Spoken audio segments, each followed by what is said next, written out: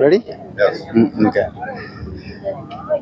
உலக மனித உரிமை தினம் அப்படிங்கிறது வந்து உலகளாவிய மனிதர்களுக்கான உரிமைகளை வந்து பாதுகாக்கிறதுக்காக எல்லாருக்கும் ஒரு விழிப்புணர்வு ஏற்படுத்துறதுக்காக ஒவ்வொரு வருஷமும் நம்ம செலிப்ரேட் பண்ணிக்கிட்டு இருக்கோம். இந்த வருஷம் உலக மனித உரிமை தினத்தோட கான்செப்ட் என்னன்னு கேட்டீங்கன்னாக்க, மனித உரிமைங்கிறது ஒவ்வொரு நாளும் கடைபிடிக்கப்பட வேண்டிய அத்தியாவசியமான ஒன்று, எசென்சியல் அப்படிங்கிறத மட்டும்தான் இந்த வருஷத்துல வந்து நம்ம ப்ரமோட் பண்றோம். அதுக்காக நன்மை செய்வோம் உள்ளங்கையில் உங்கள் உரிமை அப்படிங்கிற கான்செப்ட்ல இந்த universal declaration of human rights book, இந்த புக்கை வந்து நம்ம வந்து எல்லாருக்குமே வந்து பப்ளிஷ் பண்றோம், எல்லாருக்குமே கொடுக்குறோம், ஃப்ரீ டிஸ்ட்ரிபியூஷன் கொடுக்குறோம். இது கிட்டத்தட்ட வந்து பார்த்தீங்கன்னா 2,50,000 புக்ஸ் வந்து தமிழ்நாடு ஃபுல்லா நம்ம கொடுக்குறோம். அதுக்கான எல்லா ஏற்பாடும் வந்து பார்த்தீங்கன்னா முழு வீச்சு நடந்துகிட்டு இருக்குது. அதனோட முதல் கட்டமாக இன்னைக்கு வந்து பார்த்தீங்கன்னா சென்னை எலியட்ஸ் கடற்கரை பெசன்ட் நகரில் நாம் வந்து இந்த மனித எல்லார்களும் ஒன்று சேர்த்து மனித சங்கிலியா உருவாக்கி அந்த மனித சங்கிலி மூலமாக ஒரு மாபெரும் விழிப்புணர்வை சொசைட்டிக்கு கொடுக்குறோம். ஒருத்தருக்கு ஒருத்தர் வந்து உதவி ஒத்துழைப்போடு இருந்து நல்லபடியாக வந்து இந்த உரிமைகளை பாதுகாக்கணும். அப்படின்னா தனி மனித ஒழுக்கம், ஒவ்வொருத்தருக்கும் ஒரு சுய கட்டுப்பாட்டோட அவர்கள் செய்ய வேண்டிய நல்ல காரியங்களை செய்து கொண்டிருந்தால் மனித உரிமை மீறல்ங்கிற பிரச்சனைக்கே இருக்காது. எல்லாருக்கும் மனித உரிமைங்கிறது அத்தியாவசியமான ஒன்று.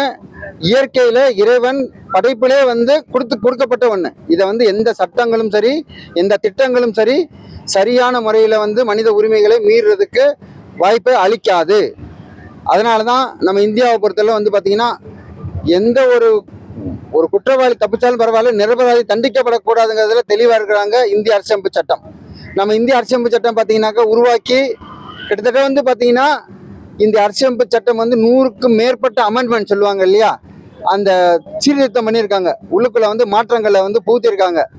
நம்ம கான்ஸ்டியூஷனல் மேக்கர்ஸ் வந்து உருவாக்கிட்டு போனதை சட்டம் அதுக்கப்புறம் ஏற்றி வந்து நம்ம மாற்றிருக்கோம். ஆனால் அந்த ஹியூமன் ரைட்ஸ் ஆக்ட் மட்டும் வந்து பார்த்தீங்கன்னா இதே 77 வருஷம் ஆகுது. நம்ம இந்திய அரசியமைப்பு சட்டம் உருவாக்கின 77 ஆண்டு காலங்கள் இந்த சட்டமும் இயற்றி ஆகுது. ஆனால் இன்னும் முழுமை பெறலை. இன்னும் வந்து பார்த்தீங்கன்னா இங்குபேட்டில் இருக்கக்கூடிய குழந்தை மாதிரி இந்த மனித உரிமை சட்டங்கள் இதில் குறிப்பிட்டிருக்கக்கூடிய விஷயங்கள் வந்து ஃபாலோ பண்ணாமல் எல்லா நாடுகளுமே இருக்குது. குறிப்பாக அது இந்தியாவில் வந்து கொஞ்சம் நல்லாவே இருக்குது, நல்ல விழிப்புணர்வு இருக்குது. மாநில மனித உரிமைகள், தேசிய மனித உரிமை மையம் எல்லாம் வந்து பார்த்தீங்கன்னா நல்லபடியாக செயல்படுறாங்க.